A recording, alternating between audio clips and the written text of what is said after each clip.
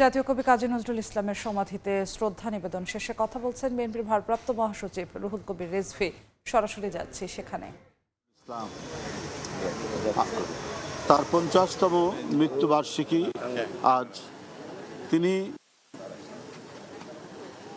দ্রোহের কবি হিসাবে পরিচিত, প্রেমের কবি হিসাবে পরিচিত। সাহিত্যের এমন কোনো শাখা নেই যেখানে কাজী নজরুল ইসলাম বিচরণ করেননি। অন্যান্য শাখায় যত অবদান থাক, তার প্রধান পরিচয় তিনি কবি নজরুল ইসলাম। সামাজিক অন্যায়, অবিচার, অন্যায্যতার বিরুদ্ধে তার শানিত লেখনও ছিল কষায়ের মতো। তার শৈল্পিক লেখনীর মাধ্যমে, সাহিত্যকর্মের মাধ্যমে তিনি সমাজের যে অন্যায়গুলো বিদ্যমান থাকে, যে বড়রা ছোটদেরকে গিলে খায়, the big one it's of the little one, সেটার বিরুদ্ধে তার যে দ্রোহ, সেটি সমস্ত কালকে অতিক্রম করে যায়। তিনি একটি যুগের অবসান ঘটিয়েছিলেন, যুগান্তরের কবি কাজী নজরুল ইসলাম। শুধু সামাজিক অন্যায় অবিচার নয়, রাষ্ট্রযন্ত্রে বসে থাকা ঔপনিবেশিক শক্তির চোখ রাঙানিকে উপেক্ষা করে তিনি এই উপমহাদেশের স্বাধীনতার প্রথম সুর ধ্বনিত হয়েছিল, নতুন বাণী, বিপ্লবের বাণী প্রচার করেছিলেন কাজী নজরুল ইসলাম। তিনি একাধারে বড় কবি বাংলা ভাষার, বাংলা সাহিত্যের, অন্যদিকে ঔপন্যাসিক, ছোট গল্পকার এবং 4000-এর মতো গান লিখেছিলেন এবং তার অধিকাংশ গানে নিজেই সুর দিয়েছেন।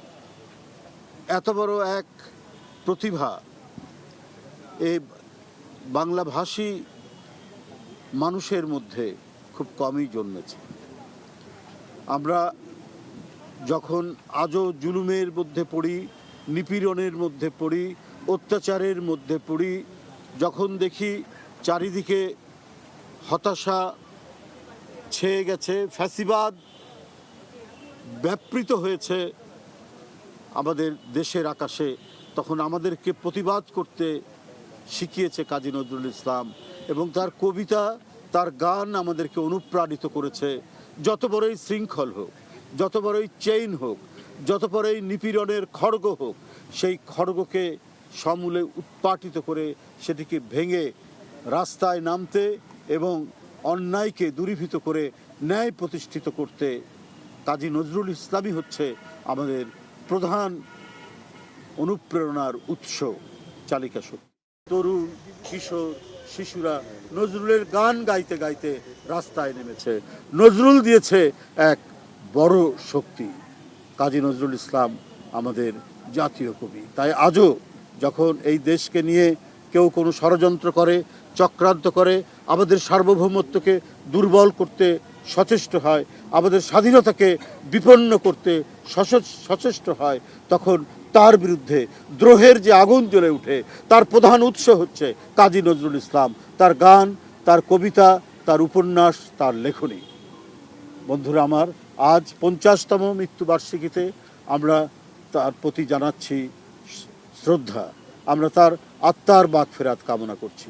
আজও নজরুলের লেখনী, নজরুলের সাহিত্যকর্ম এবং তার যে বাণী বুকে নিয়েই আমরা পথ চলি, আমাদেরকে নির্ভয় করে, আমাদেরকে সামনে এগিয়ে যেতে নির্ভীক করে তোলে।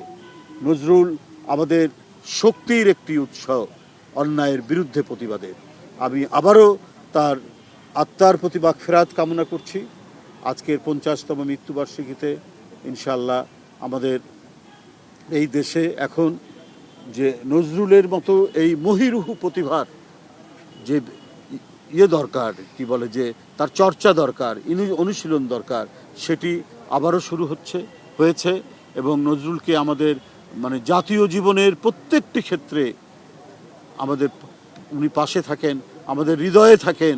আমরা সেই ব্রত নিয়েই আমরা এবং আমাদের প্রজন্ম, আমাদের যে সমস্ত উত্তর প্রজন্ম রয়েছে, তাদের কাছে সেটি আর যত করে আমরা অনুশীলন করব, চর্চা করব, ততটাই তাদের গভীর হৃদয়ের মধ্যেও সেটা প্রবিষ্ট হবে। তাই আমাদের প্রতিটি চলাচলের, প্রতিটি জীবনযাপনের ক্ষেত্রে নজরুল এক অবিচ্ছেদ্য অংশ, এক বিশাল অনুষঙ্গ। আবারও আমি আপনাদের সামনে তাকে গভীর শ্রদ্ধা জানিয়ে তার রুহের মাগফিরাত কামনা করে আমার বক্তব্য শেষ করছি। ঢাকা বিশ্ববিদ্যালয় এলাকায় কথা বলছেন বিএনপির ভারপ্রাপ্ত মহাসচিব রুহুল কবির রিজভী। আমরা সরাসরি যুক্ত ছিলাম সেখানে।